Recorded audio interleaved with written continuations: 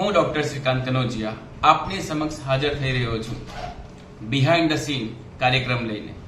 આ કાર્યક્રમમાં આપણે વલસાડ જિલ્લાની તમામ શખ્સિયત કે જેમણે સંઘર્ષથી સફળતા મેળવી છે તો તેમના સંઘર્ષની સાથે ચર્ચા કરીશું અને જાણીશું કે એમના જીવનમાં કયા કયા પ્રસંગો બન્યા અને કયા પ્રસંગોમાંથી તેઓ કઈ રીતે બહાર આવ્યા. દોસ્તો, આજે આપની સાથે વાપી ખાતે આવેલ શ્રી વિદ્યા નિકેતન સ્કૂલ ના મેનેજિંગ ટ્રસ્ટી ડોક્ટર મિત્તલ ધાકડા છે. એમણે કયા કયા સંઘર્ષોનો સામનો કર્યો અને કયા પ્રકારની પૃષ્ઠભૂમિનું સર્જન કર્યું અને વાપી ખાતે ખૂબ જ મોટું નામ કર્યું છે. એમને આંતરરાષ્ટ્રીય અને રાષ્ટ્રીય એવા ઘણા બધા પુરસ્કાર મળી ચૂક્યા છે. સ્થાનિક નાના નાના એવોર્ડ ઘણા બધા મળ્યા છે અને તેઓ સામાજિક કાર્યો પણ કરતા રહે છે. તો આવો આપણે ડોક્ટર મિત્તલ ધાકડાનું સ્વાગત કરીએ.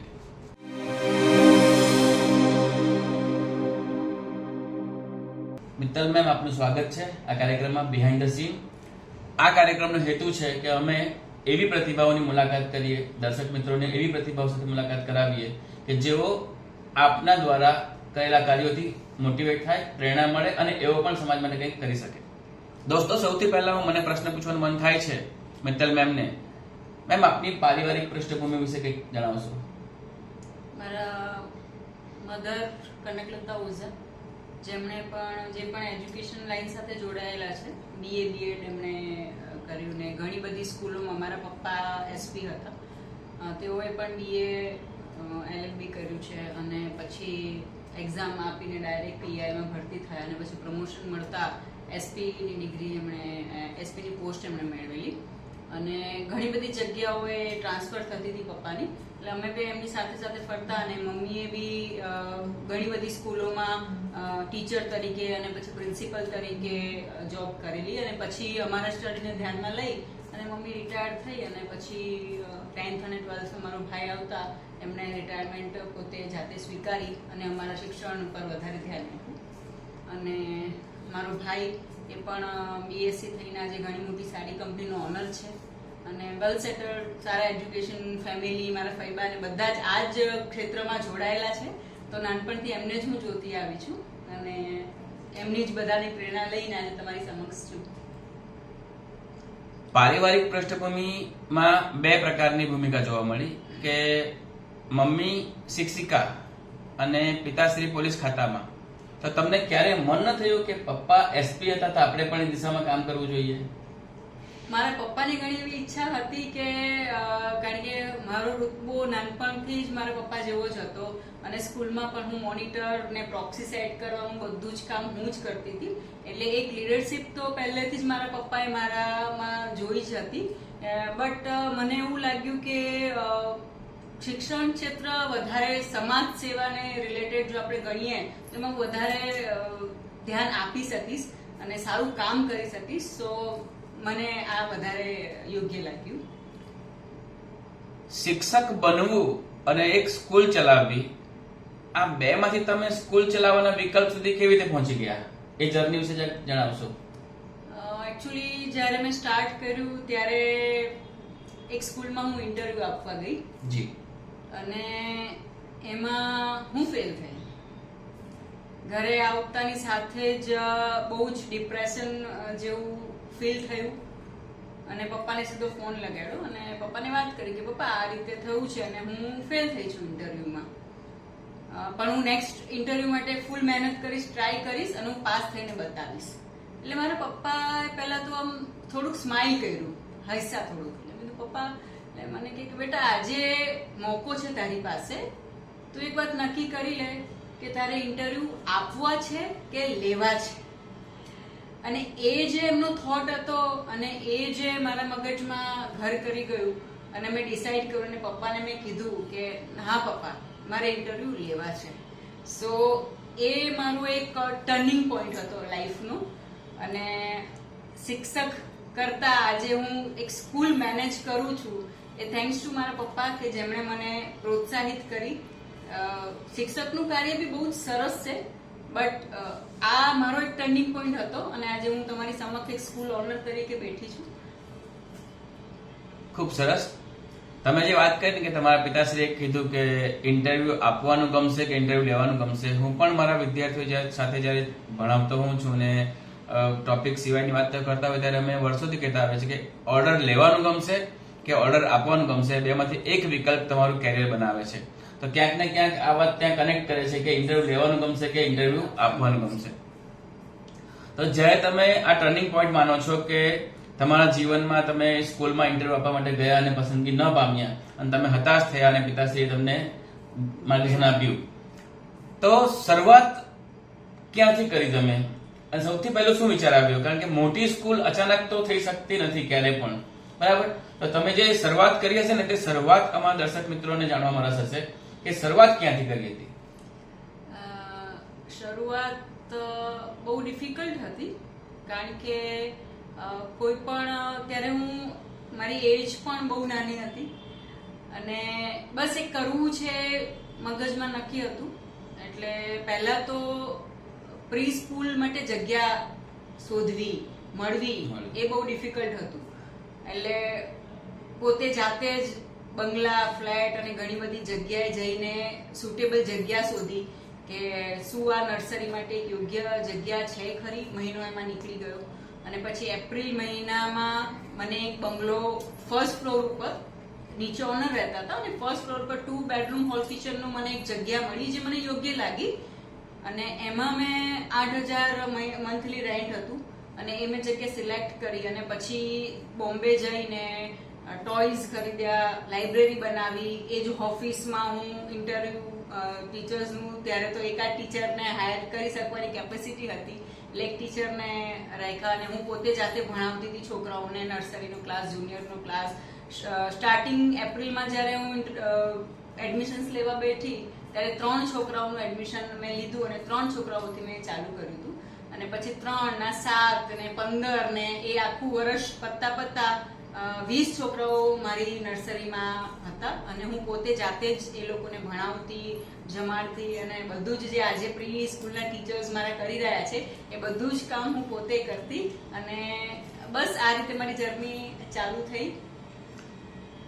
જે પ્રથમ વિદ્યાર્થી અથવા જે પ્રથમ પેરેન્ટ્સ આવેલું હોય તેનું ચિત્ર માઇન્ડમાં આજે પણ હશે અને જે પહેલું પેરેન્ટ્સ આપણી પાસે આવે છે વિશ્વાસ લઈને, કેમ કે આપણી કોઈ સમાજમાં કોઈ ઓળખ નથી અને આપણા વ્યવસાયની પણ કોઈ ઓળખ નથી, તો જ્યારે પહેલું વ્યક્તિ આવે છે તો ત્યારે કઈ ખુશી તમને થઈ?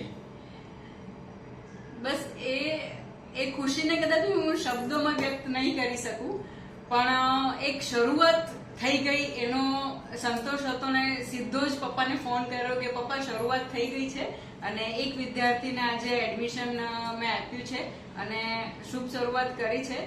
એ પાસ્ટમાં અત્યારે પણ હું જઉં તો એમ થાય કે ક્યાંથી ચાલુ કર્યું ને કઈ રીતે આ ચમત્કાર થયો ને બધું કઈ રીતે થયું એ કદાચ કલ્પના શક્તિની બહારની વસ્તુ ત્યારે પણ હતી ને આજે પણ છે. મુદ્દો મને, હું તમારી સાથે કાયમ વાતચીત કરું છું તો મને ખ્યાલ આવે છે કે તમારી સ્કૂલનું નામ મને બહુ ગમે છે કે શ્રી વિદ્યાનિકેતન. તો એ નામની કઈ હિસ્ટ્રી હોય તો જણાવજો. આ શ્રી વિદ્યાનિકેતન નામ મારા સસરાએ આપ્યું છે અને એમનો બી ઘણો સપોર્ટ છે. પોતે પણ એજ્યુકેશન સંસ્થા સાથે પહેલા જોડાયેલા હતા જ્યારે અમરેલી જિલ્લામાં હતા. પોતે પ્રોફેસર હતા, એમણે MA સાયકોલોજી કરેલું છે અને પછી તેઓ વાપી પધાર્યા અને એમણે પછી પોતાની ફેક્ટરી ચાલુ કરી. એટલે એમને એજ્યુકેશનમાં પહેલેથી જ બહુ રસ હતો અને જ્યારે મેં આ વિચાર એમની સમક્ષ રજૂ કર્યા પપ્પા સામે, મારા સસરા સામે, તો એમણે મને બહુ સપોર્ટ કર્યો કે ના બેટા તું કર, અમે તારી સાથે છીએ. અને આજે મને 8,000 મહિનાનું રેન્ટ જે હતું એ આખા વર્ષનું મારા સસરાએ મને એક સાથે આપી દીધું હતું કે તારે દર મહિને સ્ટ્રગલ ના કરવી પડે અને એ વર્ષ પૂરું થતા એમાં 20,000 જોડીને મેં મારા સસરાને પાછા પણ આપી દીધા હતા. એમને લેવાની પેલું નતું, પણ મેં પપ્પાને કીધું પપ્પા આ જે તમે નહીં લો તો કદાચ ભવિષ્યમાં હું વધારે તમારી પર આશા રાખીને બેસીશ, એટલા માટે આ તમે પ્લીઝ સ્વીકાર કરો. જે તમને હેલ્પ કરી એના માટે ખૂબ ખૂબ આભાર. તો આ નામ મારા સસરા દ્વારા આપેલું છે. ખૂબ સરસ. વાપીમાં આપની એક આગવી ઓળખ છે અને એ ઓળખ એક દિવસમાં નથી બની, એક લાંબો સમય આપણે એક સેવા ક્ષેત્રમાં કર્યો છે. તો આજે તમે પાછળ વળીને જુઓ છો ત્યારે લાગે છે કે જર્ની કેવી રહી? એ શું સરળ હતું જીવવા માટે કે ક્યાંક કેટલાક અવરોધો આવેલા? તમને શું લાગે છે? અવરોધો વગર કોઈનું જીવન શક્ય છે ખરું? તમારું એ પણ નથી. અમારે એ અવરોધ વિશે દર્શક મિત્રોને માહિતી મળે કે કયો અવરોધ હતો અને તમારે એમાંથી કેવી રીતે બહાર આવવું પડ્યું. અવરોધ ઘણા હતા. કોઈ એક કે જે આ ચર્ચા કરવાનું મન થાય. ચર્ચા કરવાનું મન થાય એવા તો આમ તો એવું કઈ ખાસ છે નહીં, પણ હા, શરૂઆત થઈના 2-3 વર્ષ પછી જ મારું એક નાનકડું ઓપરેશન હતું અને મને 4 થી 5 સ્ટીચીસ હતા.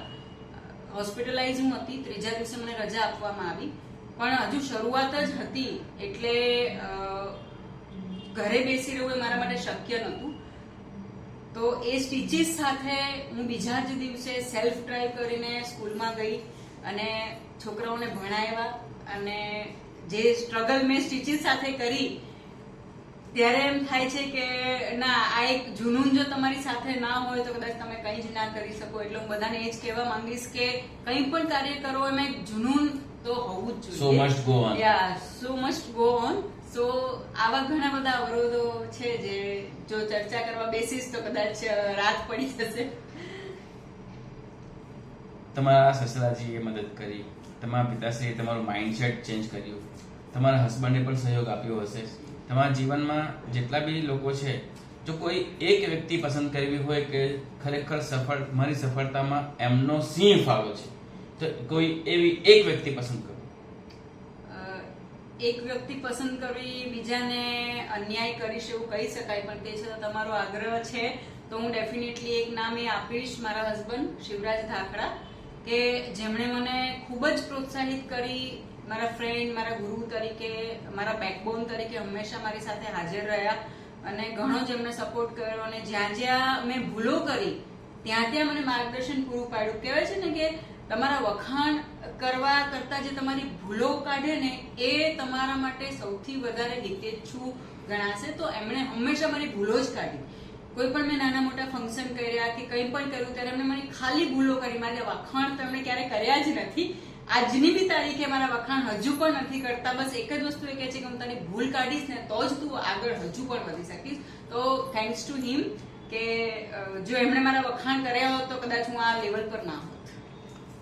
શ્રી વિદ્યાનિકેતન શું લાગે છે, વાપીમાં એક બ્રાન્ડ નેમ બની ગયો છે કે હજી સફળતાની જર્ની ચાલુ છે? ના, આપના જેવા ઘણા વેલ વિશર્સની વિશેષથી અને માતાજીના આશીર્વાદથી એ બની ગયું છે નામ. તમે ગૂગલ પર બી સર્ચ કરી શકો છો. વાપીની ટોપ 10 સ્કૂલોમાં શ્રી વિદ્યાનિકેતન નામ ધરાવે છે. સો હું કહીશ કે યસ, ડેફિનેટલી. હા, પણ મારી યાત્રા અહીંયા આવવાથી કે 10 ટોપ 10 સ્કૂલોમાં આવવાથી બંધ નથી થતી, કારણ કે એ વાપી વલસાડ સુધી સીમિત છે. મારે હજુ એને આગળ વધારવી છે. સો તમારો પ્રશ્ન તમારી જગ્યાએ બરાબર છે, પણ એનો જવાબ કદાચ હું નેગેટિવ હજુ આપીશ કે ના, હજુ એ બ્રાન્ડ નેમ થયું નથી. દોસ્તો, કહેવાય છે ને કે સોશિયલ મીડિયામાં કોઈ વ્યક્તિની સફળતા ચેક કરવી હોય તો આપણી પાસે ગૂગલ. જો ગૂગલ પર નામ આવતું હોય ટોપ 10 માં, તો હું તો એમ માનું છું કે યુ આર અ બ્રાન્ડ. અને ટોપ 10 આપણે ઘણી બધી સ્કૂલોમાંથી, મને ખ્યાલ છે કે કદાચ વાપીમાં લગભગ 125 સ્કૂલનું મને ખ્યાલ છે. 165. હા, યસ, કારણ કે મને 2016 નું આપણું યાદ છે. 165. આજે નાની નાની આપણે નર્સરીઓની તો આપણે ગણતરી હા, ગલી કૂચામાં તો ચર્ચા નહીં કરતા. આપણે ચર્ચા નથી કરતા. 165 સ્કૂલોમાંથી જો ટોપ 10 સ્કૂલોમાં આપણી સ્કૂલની હાજરી હોય તો હું માનું છું કે આપણું સંઘર્ષ બહુ યોગ્ય જગ્યાએ સફળ થયું છે. હાલમાં આપની સાથે કેટલા શિક્ષકો કામ કરે છે? હાલમાં સેન્ચુરી મેં ગયા વર્ષે જ પૂરી કરી, વાહ. એટલે 100 નો સ્ટાફ છે અને 1500 નો સ્ટુડન્ટ છે. મેં એ પણ સાંભળ્યું છે કે તમે દર વર્ષે તમારા શિક્ષકોને પ્રવાસ લઈ જાઓ છો બધાની સાથે. બધા. અચ્છા, એ ઘણી બધી સ્કૂલો નથી કરતી, પણ તમે આ કાર્ય કરો છો એની પાછળનો હેતુ શું? એની પાછળનો હેતુ પહેલા તો જે રૂટીન સ્કૂલ ડેઝ હોય એમાં હું એ લોકોને એટલો બધો ટાઈમ નથી આપી શકતી. એ લોકો પણ એમની ડ્યુટી નિભાવવામાં વ્યસ્ત હોય છે. અને બીજું કે મારી સ્કૂલોમાં ઘણી બધી લેડીઝ એવી છે 7 થી 8 કે જે વિડો લેડી છે, કે જે અમુક એવા મધ્યમ વર્ગમાંથી આવે છે કે જે ક્યાંય બહાર નીકળી નથી શકતા, કે જેને જવા દેવામાં નથી આવતા, કે ઘણી બધી સમસ્યાઓ એમની લાઈફમાં, પર્સનલ લાઈફમાં છે. તો તો હું એ લોકોને એની એ તકલીફોમાંથી બહાર નીકળીને એક બહારની દુનિયા બતાવવા માંગુ છું ઓલવેઝ. સો એ હું એ લોકો માટે પ્યોરલી કરું છું કે એ લોકો બી રૂટીન લાઈફમાંથી બહાર આવે, જે એ લોકો સ્ટ્રગલ કરી રહ્યા છે એમાંથી 1, 2 કે 3 દિવસ માટે મારી સાથે રહે, મને ઓળખે, હું એ લોકોને ઓળખું અને એ લોકોના પ્રોબ્લેમ જો કંઈક હોય તો હું એ ડેફિનેટલી સોલ્વ કરી શકું અને એ લોકો બહારની દુનિયાનો પરિચય મેળવે, કંઈક શીખે, આનંદ મેળવે, સારા રિસોર્ટ જોવે, સારી જગ્યાઓ જોવે. સો આ એક જ હેતુ છે કે હું એ લોકોને લઈને વર્ષમાં 2 વાર તો હું બહાર નીકળું છું. 3 વિદ્યાર્થીઓથી શરૂ કરેલી સફર આજે 1500 વિદ્યાર્થીઓ સુધી પહોંચી છે અને 100 શિક્ષકો ધરાવતી સ્કૂલ એટલે શ્રી વિદ્યા નિકેતન. આ 1500 વિદ્યાર્થીઓમાંથી મને ખ્યાલ છે લગભગ 200 વિદ્યાર્થીઓને આપ શિક્ષણ ફ્રી આપો છો. હા, મોસ્ટલી. તો આ કયા પ્રકારના વિદ્યાર્થીઓ હોય છે, આની પસંદગી તમે કઈ રીતે કરો છો?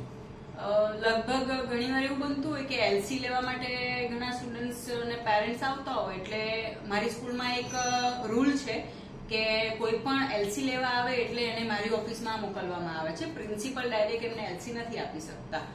એટલે જ્યારે પણ એવા વિદ્યાર્થી મારી ઓફિસમાં આવે એટલે હું પ્રશ્ન એક જ કરું કે તમને એવી શું તકલીફ પડી કે કઈ શિક્ષણમાં અમારી કચાશ રહી ગઈ કે પ્રવૃત્તિમાં અમારી કચાશ રહી ગઈ કે શું તમને પ્રોબ્લેમ આવ્યો કે તમારે એલસી લેવું પડ્યું? એટલે કે ના મેડમ, સ્કૂલ સાથે કોઈ જ આનો પેલું જ નથી, સંબંધ જ નથી, પણ અમારી ફાઇનાન્શિયલ એવી તકલીફો છે કે અમે અમારા 2 બાળક છે, ઉપરના 3 બાળક છે, તો એ લોકોને અમે ફીસ ભરી શકીએ એવી અમારી પરિસ્થિતિ નથી. એટલે હું ખાલી એક જ વસ્તુ કહું કે તમારે ભણાવવા છે ને છોકરાઓને, એટલે કે હા મેડમ, ભણાવવા તો કોને ના હોય, બધાની ભણાવવાની ઈચ્છા તો હોય જ. અને બસ ત્યારે હું એ લોકોને કહી દઉં છું કે ફીની ચિંતા તમે નહીં કરો, આ સ્કૂલ એવા દરેક બાળક માટે ખુલ્લી છે કે જ્યાં તમે ફીસ ભરી ના શકતા હો કે થોડીક ઓછી ફી ભરી શકતા હો, ટુકડા ટુકડામાં આપી શકતા હો, તો પણ તમે અહીંયા છોકરાઓને મોકલી શકો છો. કારણ કે શિક્ષણ તમે બી એની સાથે જોડાયેલા છો. જેટલું આપશો એટલું વધશે, જ્ઞાન જેટલું તમે આપો એટલું જ વધે છે અને આશીર્વાદ મળે છે. સો બસ આ એક જ કામ જે મેં નક્કી કર્યું હતું ચાલુ કરતા પહેલા કે I want to earn my name, not money, તો એને હું મારા મગજમાં રાખીને, ધ્યાનમાં રાખીને ચાલુ છું. બસ આ એક જ. કહેવાય છે કે બાળપણ ફરી પાછું નથી આવતું, તો કોઈ બાળપણની એવી ખાસ પ્રવૃત્તિ, એક ખાસ ઘટના જે તમને હજી પણ યાદ હોય? બાળપણની, હા, હું મારા પપ્પાની ટ્રાન્સફરેબલ જોબ હતી, એસપી હતા, એટલે ગામે ગામ ફરતા.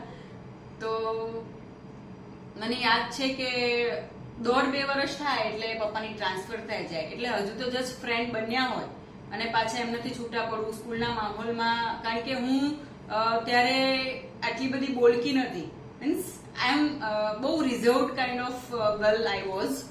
તો બહુ જલ્દી મિક્સ થવું કે કોઈ ફ્રેન્ડ્સ બનાવવા એવું નહોતું જલ્દી મારાથી થતું. તો મને યાદ છે કે 5th સ્ટાન્ડર્ડમાં જ્યારે પપ્પાની ટ્રાન્સફર સુરત થઈને મને જે સ્કૂલમાં મૂકવામાં આવી, તો ત્યાંથી હું 2 લેક્ચર પછી ભાગી જતી હતી. કોઈક ને કોઈ બહાને હું ટીચર સાથે કહીને કે મને પેટમાં દુખે છે અને મને લોહીની ઉલટી થાય છે ને એવા બધા બહાના કાઢી રિક્ષામાં બેસી અને ઘરે નીકળી જતી હતી. અને પપ્પા મને પૂછે કે કેમ બેટા આજે જલ્દી આવી ગઈ? એટલે હું કહ્યું પપ્પા સ્કૂલમાં રજા પડી ગઈ. લગભગ આવું અઠવાડિયા સુધી મારા પપ્પાએ નિરીક્ષણ કર્યું કે અઠવાડિયાથી સ્કૂલમાં કેમ વહેલા રજા આપી દે છે. એટલે પછી અચાનક એકવાર મારા પપ્પા મારી સ્કૂલમાં આવ્યા, હું બહાર જ ઊભી હતી. એટલે મને કીધું કેમ બેટા બહાર ઊભી છો? તો કે મેં કીધું પપ્પા સ્કૂલ તો છૂટી ગઈ. તો કે કઈ નહીં, ચાલ ને આપણે અંદર રાઉન્ડ મારી આવે. અને જે મારી ચોરી પકડાઈ ગઈ. સો આ ઘટના હું ક્યારેય ભૂલી નથી શકતી. નહીં, બાળપણમાં જે પ્રકારે પેટ દુખતું હતું તેની દવા આજે પણ ડોક્ટર પાસે નથી, કારણ કે બાળપણમાં જે પેટ દુખે છે તેની દવા નથી હોતી. એક હજી પ્રશ્ન થાય છે કે સંઘર્ષ કર્યું, સફળતા મળી, 1500 વિદ્યાર્થીઓ છે, 100 શિક્ષકો છે અને હજી પણ સ્કૂલ ઉત્તરોત્તર પ્રગતિ કરશે. હવે આપણે પરિણામ સુધારવા તરફ આગળ વધતા હોઈએ છીએ અને મેં એ પણ જોયું છે કે તમારી સ્કૂલના શિક્ષકો તમને એટલું બધું માને છે કે ભગવાનનો દરજ્જો આપીને તમારી પૂજા પણ કરે છે. આ વાત કેટલી સાચી? હા, આ વાત સાચી છે. પણ હું એ લોકોને જ્યારે પણ એ લોકો મને માં કહે છે, લગભગ 50% ઉપર સ્ટાફ મને માં કહે છે અને મને મંદિરમાં મળે કે ક્યાંય પણ મળે તો એ લોકો મને પગે લાગે છે. અને ઘણા ટીચર્સ એમ કહે છે મેડમ તમે તમારો હાથ અમારા માથા ઉપર મૂકી દો ને એટલે અમને શાંતિ થઈ જાય અને અમે રિલેક્સ થઈ જઈએ. 2 મિનિટ અમારી સાથે વાત કરી લો, 2 મિનિટ ઊભા રહી જાઓ તો અમને બહુ પોઝિટિવિટી મળે છે. બટ ત્યારે હું હાથ જોડીને લોકોને એ જ કહું છું કે મને આ દરજ્જો નહીં આપો, કારણ કે હા દિલથી એ લોકો મને ચાહે છે, હું ચાહું છું, બટ આ દરજ્જો ઉપર બેસેલી મા માટે જ બરાબર છે, મારા માટે બરાબર નથી. પણ એ લોકો વાત તમારી સાચી છે કે મને માનો દરજ્જો આપે છે. એવું પણ સાંભળ્યું છે કે ઘણા બધા તમારા નજીકના મિત્રોમાં કોઈને ડિપ્રેશન હોય કે નર્વસનેસ ફીલ થતી હોય તો સૌથી પહેલા તમારો સંપર્ક કરે છે.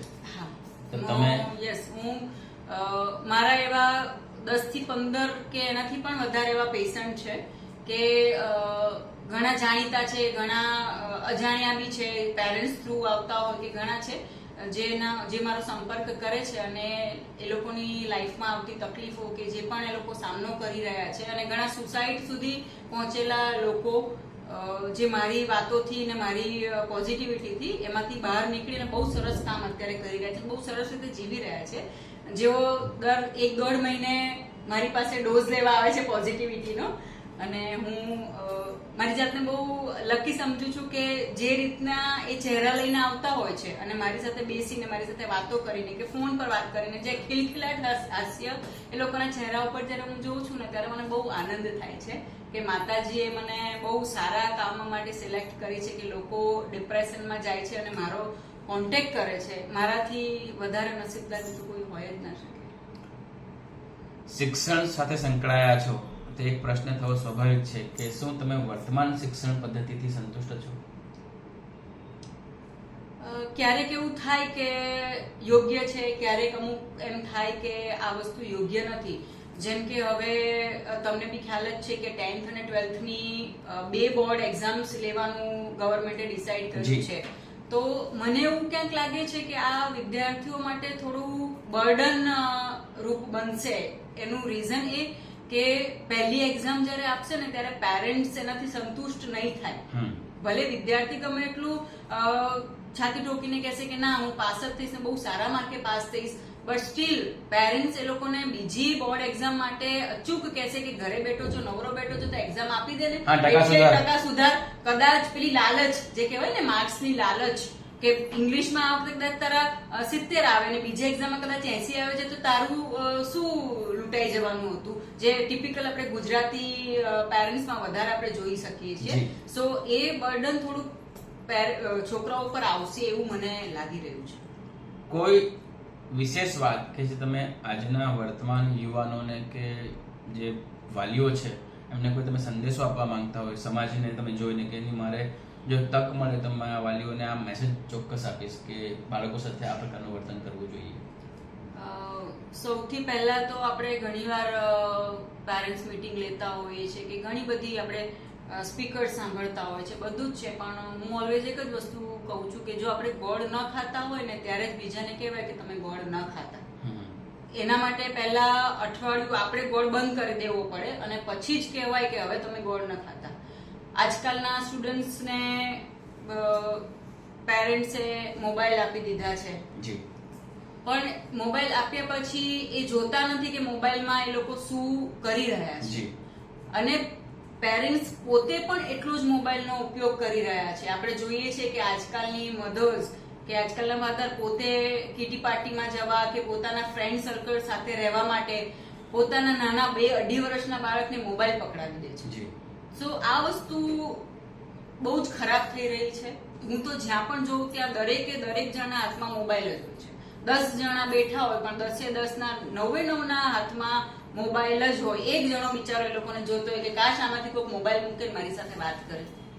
તો અને વિદ્યાર્થીઓના મગજ ઉપર કેટલી ખરાબ અસર થઈ રહી છે. આન્સર શીટમાં પણ એ લોકો YOU ને બદલે ખાલી યુ લખવા માંડ્યા છે, જે શોર્ટકટ અપનાવી રહ્યા છે મોબાઈલમાં સોશિયલ મીડિયાને અસરો. સો આ બધી વસ્તુઓ ગેઝેટ સાથે જ જોડાયેલું છે, એનો સદુપયોગ થાય એ હું ચાહું છું. બસ આ જ કહેવા માંગીશ. દર વર્ષે 8મી માર્ચના રોજ વિશ્વ મહિલા દિનની ઉજવણી કરવામાં આવે છે. satyaday.com દ્વારા આ મહિલાઓને શોધીને જેમણે સમાજમાં એક પોતાની અનેરી ભૂમિકા નિભાવી છે અને સમાજમાં એક યોગ્ય સ્થાન મેળવ્યું છે તેને સન્માનિત કરવાનું પણ નક્કી કર્યું છે. તો satyaday.com વતી હું ડોક્ટર શ્રીકાંત કનોજિયા આપનું સન્માન કરવાની ઈચ્છા રાખીશ અને આપ અમારા તરફથી ભેટ સ્વીકારશો. સન્માન પત્ર છે તેનો આપ સહજ સ્વીકાર કરો એવી અમારી ઈચ્છા છે. મેડમ, આ satyday.com તરફથી. Thank you so much.